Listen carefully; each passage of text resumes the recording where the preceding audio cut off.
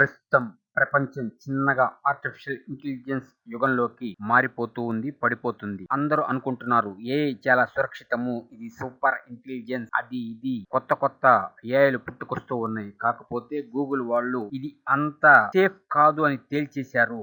Google research team ఒక విషయాన్ని బయట పెట్టింది. ప్రస్తుతం టెక్ వరల్డ్ నివ్వెరపోయింది. గూగుల్ గతంలో ఆర్టిఫిషియల్ ఇంటెలిజెన్స్ ఆధారిత డేటా దొంగల గురించి వెల్లడించింది. ఇప్పుడు డేటా దొంగలైన ప్రాంప్ట్ ఫ్లక్స్ అనే ఈ యొక్క డేటా దొంగ గూగుల్ యొక్క జెమిని ఏపీఐని వాడుకొని తన సొంత కోడుని తయారు చేసుకొని సమయానికి తగ్గట్టు మారిపోతూ ఉందిట. కొన్ని యాంటీవైరస్ ఈ దొంగల్ని పట్టుకునే అప్లికేషన్స్ వారు ఉపయోగించే మామూలు కోడ్ల కంటే ఇది వేగంగా వాళ్ళు పట్టుకోవటానికి వచ్చేటప్పటికే వేగంగా, అంటే ప్రివెంట్ చేయడానికి వచ్చేటప్పటికే వేగంగా తన కోడ్ని తనే మార్చుకుంటూ రకరకాల రూపాంతరాలు చెందుతూ అందకుండా డేటాని దొంగిలిస్తుందిట.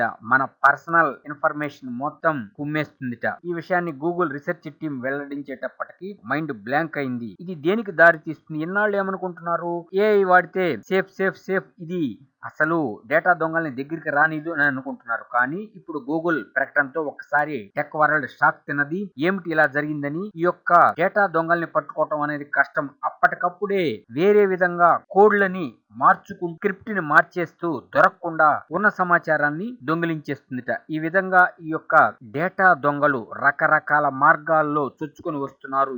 అంటే ఆర్టిఫిషియల్ ఇంటెలిజెన్స్ కూడా సేఫ్ కాదు, మన డేటా సేఫ్ కాదు అని అర్థమవుతూ ఉంది. ఎటువంటి డెవలప్మెంట్స్ ఉంటాయో చూద్దాం. ఇక ఇప్పుడు ఏఐ వాడే వాళ్ళు కొద్దిగా ఆలోచిస్తున్నారు. మరి ఏఐకి తగ్గ దొంగల్ని పట్టుకునే సాఫ్ట్వేర్లను తయారు చేయాలి కాబట్టి ప్రస్తుతం ఏం జరుగుతుందో చూడాలి. టెక్ వరల్డ్ అయితే ఒకసారి షాక్ అయితే తిన్నది. దీనిపై అప్డేట్స్ ఏముంటాయో చూడాలి. ఈ వీడియోలో వాడిన ఇమేజెస్ మా సొంతగా తయారు చేసుకున్నవి, ఎవరికి సంబంధం లేదు. Hi friends, want more technology news? Please subscribe to VKT News YouTube channel.